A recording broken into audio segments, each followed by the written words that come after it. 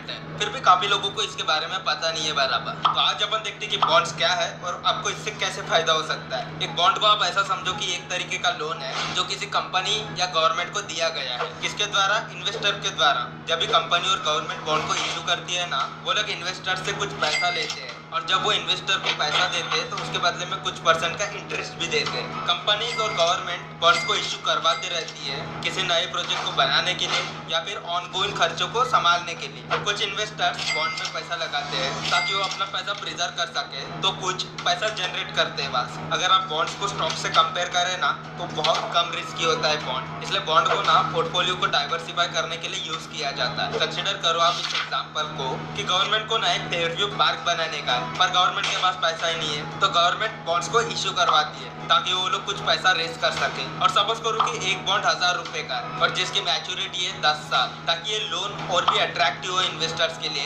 ये लोग 7% 5% तक का रिटर्न भी देते हैं। तो सपोज कीजिए कि इन्वेस्टर ने 1000 रुपए में वो बॉन्ड को खरीद लिया। अब हर साल इन्वेस्टर को 5% मिलते जा रहा है, 50 रुपए 50 रुपए 50 रुपए 10 साल तक ये मिलते रहेगा। और जैसे ही बॉन्ड अपने मैच्योरिटी पे पहुंच जाएगा तो आप इन्वेस्टर उसको रिडीम कर सकते हो। इससे मतलब दोनों का फायदा होता है। उधर एक गवर्नमेंट का पार्ट भी बन गया जिसमें आप एंजॉय कर सकते हो और आपका पैसा भी बढ़ गया। पता है बॉन्ड की खास बात क्या है? ये आपको रेगुलरली शेड्यूल्ड पेमेंट भी प्रोवाइड करता है और रिटर्न ऑफ इन्वेस्टमेंट प्रिंसिपल भी मिल जाता है। यहाँ पर बॉन्ड्स को ना ज्यादातर प्रेडिक्टेबल और स्टेबल कहा जाता है। स्टॉक कैसा ऐसा ऊपर नीचे नाचते रहता, बॉन्ड दादाजी की तरह एक समान चलते रहता धीरे धीरे। लेकिन इन्वेस्टमेंट के साथ रिस्क तो आती है बाबू। तो जेम्स बॉन्ड में भी थोड़ा रिस्क, बॉन्ड में भी थोड़ा रिस्क है। ये रिस्क डिपेंड करता है कि आप किसका बॉन्ड खरीद रहे हो। मतलब जितना ज्यादा बॉन्ड का इंटरेस्ट रेट रहता है उतना रिस्क ज्यादा हाई रहता है, same as the stock market. तो अगर आप गवर्नमेंट से लेते हो ना, तो वहाँ पे तो इंटरेस्ट रेट 5 या 7% रहता है, तो वहाँ पे रिस्क भी कम रहती है। लेकिन अगर आप कॉर्पोरेट बॉन्ड्स लेते हो ना,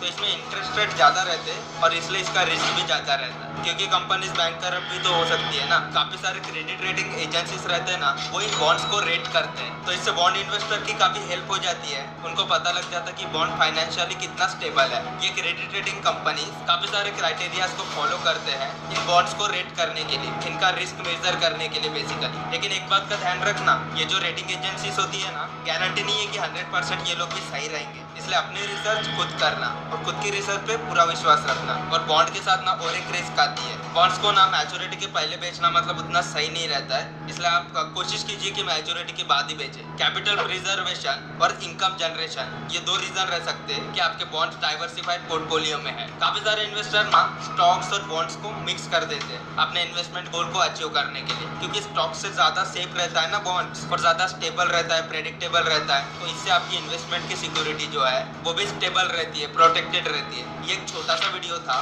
बस आपको अवेयर करवाने के लिए कि बॉन्ड्स क्या है और कैसे काम करते हैं। इन्वेस्ट करने से पहले आप अपनी रिसर्च खुद कीजिए, ताकि ऐसे वीडियोस आपको सजेस्ट होते रहो। आप इस वीडियो को लाइक करो और अगर आपको मेरा एक्सप्लेनेशन ठीक लगा देन यू कैन सब्सक्राइब।